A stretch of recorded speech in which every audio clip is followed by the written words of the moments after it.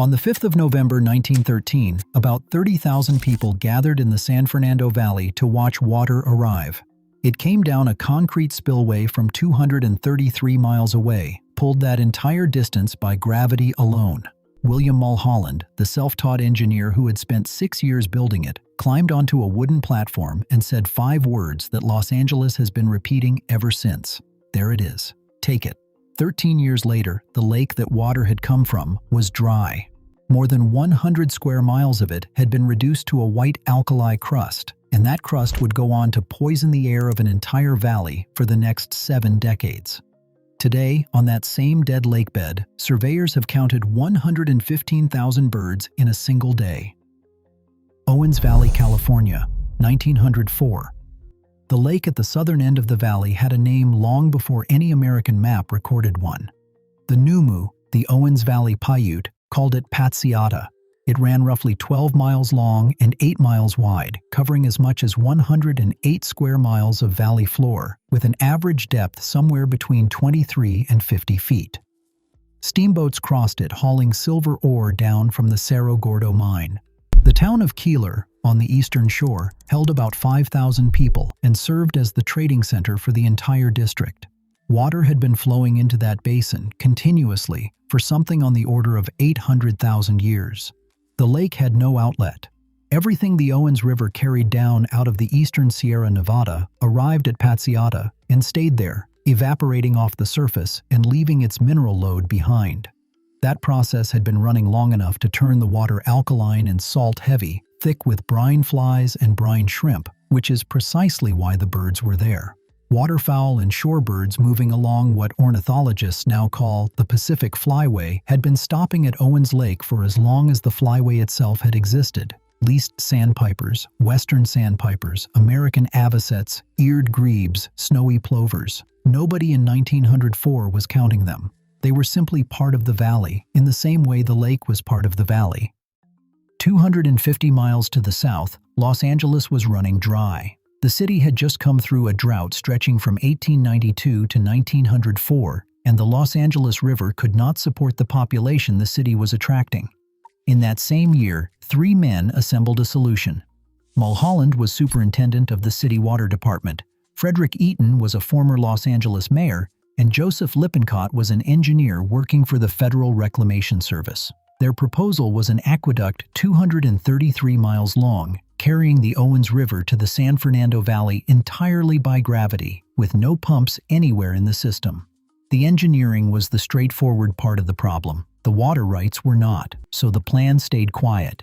Eaton went into the Owens Valley as a private buyer, acquiring land and the water rights attached to it, and the valley's ranchers did not learn what was actually happening until the city had already assembled everything it needed. In 1905, Los Angeles filed formally on the Owens River. Voters approved a bond issue of $23 million, a figure that lands somewhere near $1.5 billion in current terms. Construction began in October of 1908. At its peak, the project employed 3,900 workers. It required 164 tunnels, totaling 52 miles of bored rock, 12 miles of inverted steel siphon, and roughly 130 miles of concrete conduit, both open and covered, along with 5 storage reservoirs. When it opened, it was the longest aqueduct in the world. Water reached the San Fernando Valley in November of 1913, and it did not stop reaching it. The system was built to move around 300,000 acre-feet a year, and Los Angeles took what it could carry. Population followed the water almost immediately. By 1920, the city was as large as San Francisco. Upstream, the arithmetic was simple and unforgiving. A closed basin lake in a desert survives entirely on inflow. Remove the inflow, and evaporation finishes the job.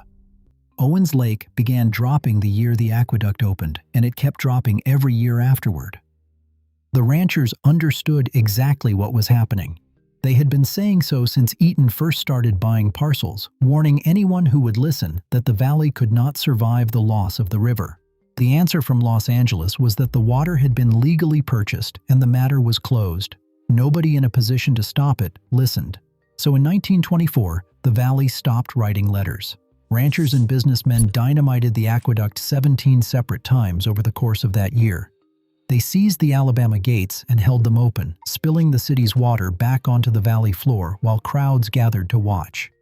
The whole episode became known as the California Water Wars, and half a century later, Robert Towne would build the screenplay for Chinatown out of a heavily fictionalized version of it. None of it worked. The city held the rights, the state backed the city, and the aqueduct was repaired every single time. Irrigated farmland in the Owens Valley fell from roughly 75,000 acres in 1920 to just over 23,000 by 1940.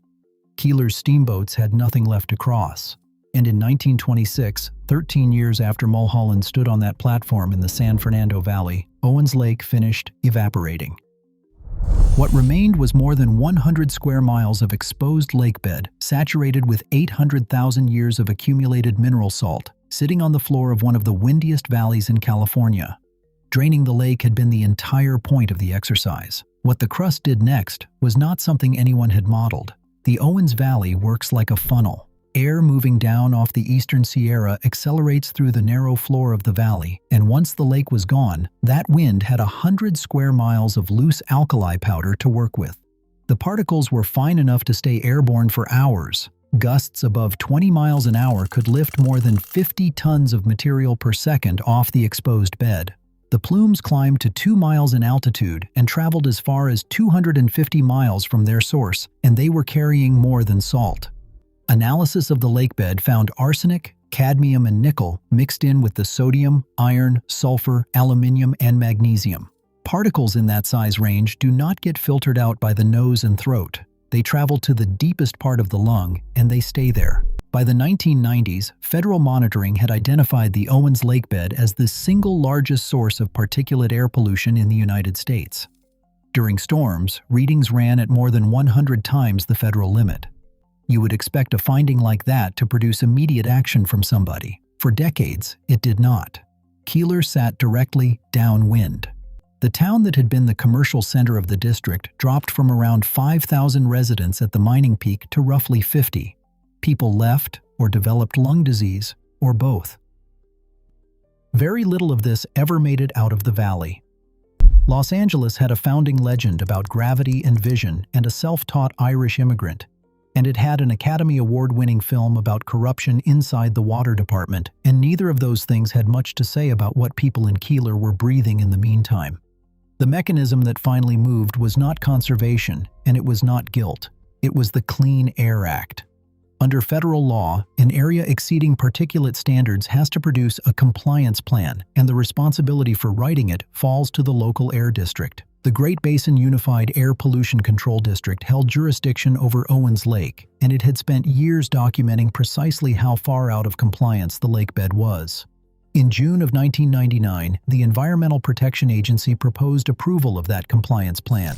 Felicia Marcus, the regional administrator, described a valley that had endured the worst particulate air pollution in the entire country for more than half a century, and called the agreement a breakthrough for everyone who breathed there.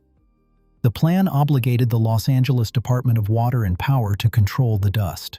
It did not order the city to refill the lake, and the city had no intention of refilling the lake. It specified an outcome, and that outcome was that the emissions had to stop.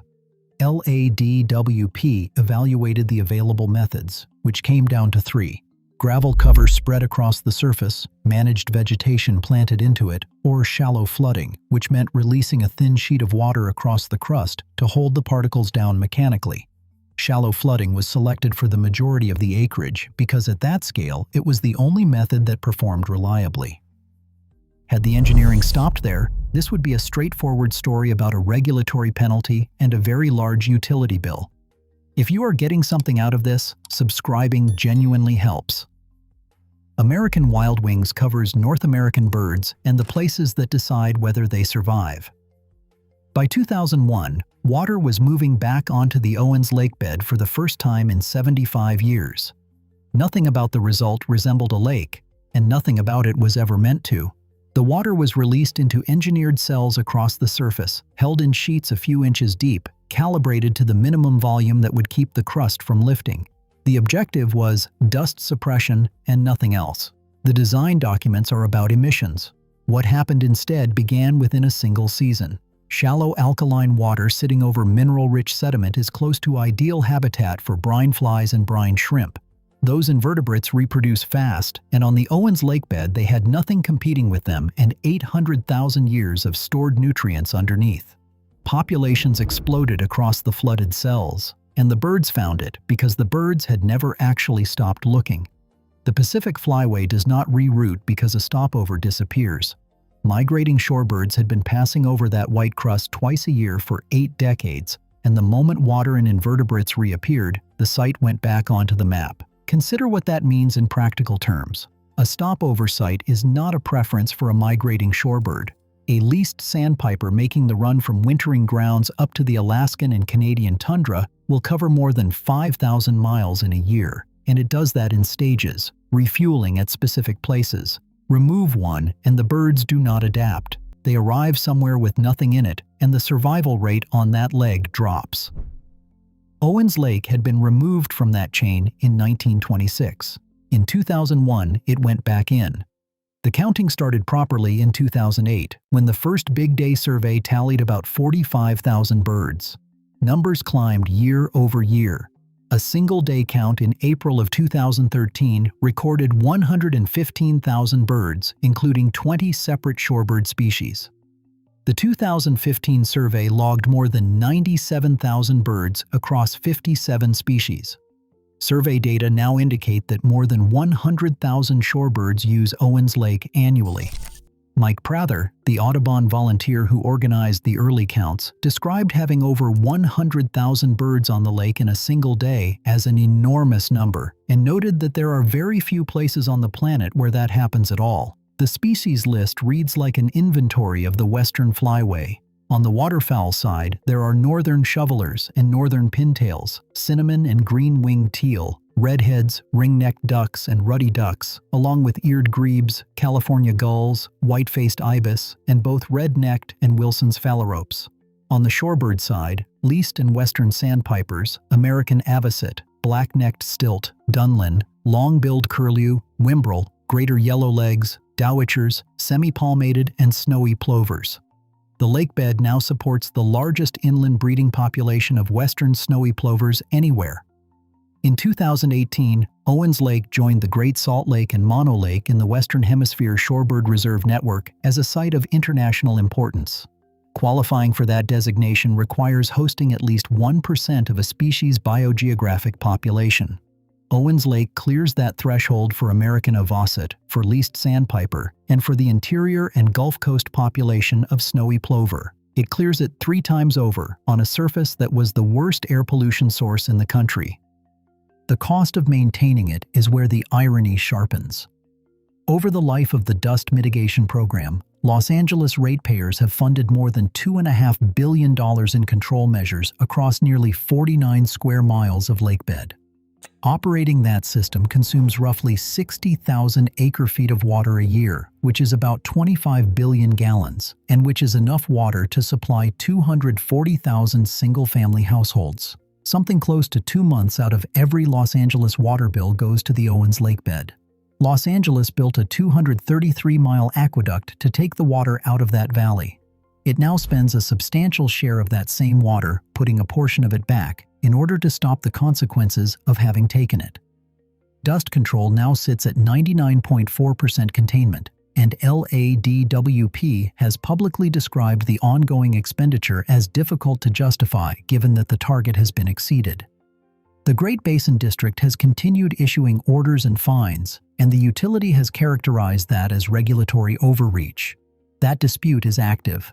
The birds are downstream of it, entirely dependent on a water allocation that exists because of an air quality rule and could be renegotiated by the same process that created it.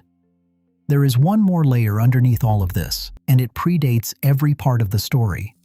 On the 3rd of March, 2025, the Pacific Historic District was listed on the National Register of Historic Places. It covers 186 square miles, making it the largest single historic district in California, and it was recognized for its significance to the Numu and Nui peoples, the Owens Valley Paiute and the Shoshone, who have lived in that basin for thousands of years. Their record of the lake includes things the aqueduct story leaves out.